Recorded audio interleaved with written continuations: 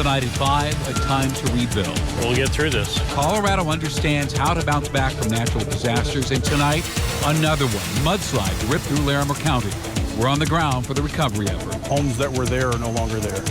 That's about the simplest way to put it. They're completely gone. Plus, a new plan to hit businesses in the pocketbook when they make our state less safe. And the NFL promises harsher punishments for teams who catch COVID-19 during the season. We have some breaking news tonight. I-70 is closed again in 2 locations now because of weather. So the picture you're seeing on the right is I-70 near Avon. You can see there where a mudslide is covering part of the highway. Now, westbound I-70 is closed for now, but there's a separate closure about 30 miles west of there between mile markers 116 and 133. That closure includes Dotsero and once again, the Glenwood Canyon. Good evening. Thank you for joining us on Denver7 News at 5. I'm Shannon Ogden. And I'm Jessica Porter. Well, it only took a few moments for this river of mud, muck, and debris to wipe out part of Highway 125 in Grand County. This picture shows one of 3 mudslides in the region last night. The cleanup will take days, if not longer. Well, the road reopened this afternoon, but mud trapped cars, several of them, for hours. And these slides are blamed for 1 death, and 3 people tonight remain unaccounted for. And I want you to take a look at this. A woman posted these photos of her family cabin in the Poudre Canyon. She says she visited all throughout her childhood. Well, that cabin was wiped out in the flooding. Tuesday night, in fact, our Air Tracker 7 found the wreckage. And you can see the same table and chair from the living room just sitting in that pile of debris. So wow. Devastating. Denver7's Russell Haythorne joins us live in Larimer County tonight. Russell, it's been all hands on deck for about 24 hours now. Yeah, all hands on deck, Shannon, for this heartbreaking recovery effort along the Poudre River here. 3 people, as you mentioned, still missing. 1 body recovered, and the Larimer County Sheriff's Department has confirmed that they're all members of the same family. And the Larimer County Sheriff's Department not yet ready to confirm the name of that family. You can see some of the debris sitting along the bank of the Poudre River here, but we have some video to show you from upstream, about a mile upstream of here. Just a devastating scene. The amount of debris pinned against the Black Hollow Bridge is just incredible. Crews are using backhoe excavators to remove it, but it's a process that could take weeks, and the fear is that some of those bodies may be trapped underneath it all. It's been a rough 48 hours for those who live and work up here, like Janelle Conley, whose grandparents had been missing since the flood hit on Tuesday night. They never showed up, so I got to work today, and then I started freaking out because there's no phones up there. There's no cell phone service, so I was trying to get a hold of them for most of the day, and then finally a Larimer County Sheriff came in and gave me phone numbers to call. Shortly after that, she made contact with her grandparents. Certainly good news, but obviously a heart-wrenching 24 to 48 hours for that family and many others. The good news tonight is that the Larimer County Sheriff's Office is planning to open a portion of the river to recreators once again, to rafting companies and fishermen and other recreational activities. They're going to open it from the town of Rustic, which is about 5 miles downstream of us, all the way to the mouth of the canyon. That's the very latest from here in the Poudre Canyon. We're live. Russell Haythorne, back to you guys. All right, thanks, Russell.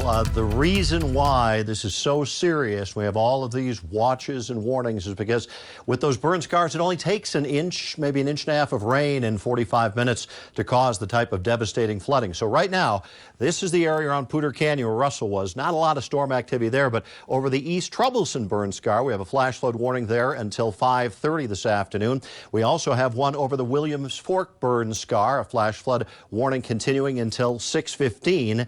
And farther off to the west, of course, Grizzly Creek, another area under a flash flood warning until 6:30 this afternoon. Now, the metro area has been dry most of the day today, but just in the last 20 minutes, we're starting to get a few thunderstorms developing over the east side, over Aurora, and right on top of DIA. Most of the action is going to stay off to the west of us for tonight. We're going to see more of it coming up into the weekend as a cold front descends upon the state and squeezes out even more moisture. And so looking at what we're seeing Friday through Sunday, Sunday. It's a lot of water coming our way. 3/4 of an inch to over an inch possible with locally heavier amounts, mostly in those same areas impacted by the fires and with those worrisome burn scars. Full 7-day forecast coming up in 15 minutes. Thank you, Mike. Tonight, there are at least 78 wildfires burning across the western U.S. The smoke is becoming a nationwide problem. Air quality concerns are being reported as far east as Washington, D.C. and New York City. The wildland firefighter shortage is slowly taking its toll. Frontline firefighters are often working 6 or 7-day weeks. Fire officials say they're doing the best they can under the circumstances. We are daily getting resources in. It's just sometimes slow to fill orders because we're looking further and further out. Those resources may not be coming locally. They may be coming from much further away. Colorado has largely avoided the severe fires we've seen in other states. There are, though, at least 10 active wildfires in our state right now. None have grown significantly this week. Kids under 12 may be wearing masks in school after all. At a town hall meeting Wednesday night, President Biden said the CDC will, quote, most likely advise unvaccinated children under the age of 12 to wear face masks in school. Here's the full quote. Everyone under the age of 12 should probably be wearing a mask in school. That's probably what's going to happen. Secondly, those over the age of 12 who are able to get vaccinated, if you're vaccinated, you shouldn't wear a mask. If you aren't vaccinated, you should be wearing a mask. Now, so far, we haven't received word of any Colorado school district requiring masks at the start of the year. Now, the state recently put out some non-binding suggestions, but the plan is to leave the decisions to the individual districts. The city of Denver may significantly increase its fines for public health violations, and that's everything from daycare to trash collection. And city leaders say the old fines just don't have the teeth. Denver7's Megan Lopez brings us an in-depth look at the proposed changes. And basically saying that we are closed indefinitely. It's not something Denver takes lightly. Fines, even closures for health violations. These extreme steps, Not compliant with Colorado's safer at home public health order, are normally a last resort. But over the past year, COVID has highlighted how difficult enforcement can be. For decades, Denver's fines for health violations have been capped at $999. While most businesses comply, sometimes the $999 potential fine is not enough to keep them from making that poor decision. Companies fined over and over, but kept doing the same thing. The old Pembroke on the Green Apartments was one of those repeat offenders, cited 12 times in 2019 alone. When residents complained, I wouldn't even get a call back. I wouldn't get an email. No, nothing. It took a new property management company and a complete rebranding for things to change. We actually used to own the property before we sold it to the prior owner. We were a little bit surprised at the condition we received it back in. The new management company is working on major improvements. They're painting the buildings, they're making them look better, they're remodeling the inside. We want to make sure that we provide a healthy living environment. But not all repeat offenders are going to change ownership, so Denver Public Health's Bob McDonald wants higher fines. We're hoping that a higher incentive with a $5,000 fine will get people to think twice. Another habitual offender, Waste Management of Colorado, fined 42 times in 2019 alone for noise violations at places like this apartment complex, and paying a total of $42,000. That would have been $210,000 if the fine was increased. This will bring us in consistent with all other local public health departments throughout the state. If Denver City Council approves, the new fine structure could hit habitual offenders where it hurts. That was Megan Lopez reporting. A sad story tonight out of Yuma. This coyote pup was wearing a collar and locked in a cage when CPW officials found it earlier this week. They had to put the young coyote down because it bit a woman.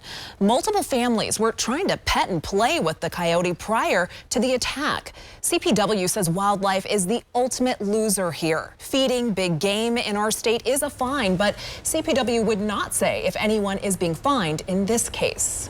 Well, the NFL will force teams to forfeit if there's a COVID outbreak among unvaccinated players this season. The league sent a memo to all 32 teams today. If a game is postponed, nobody will get paid from either team.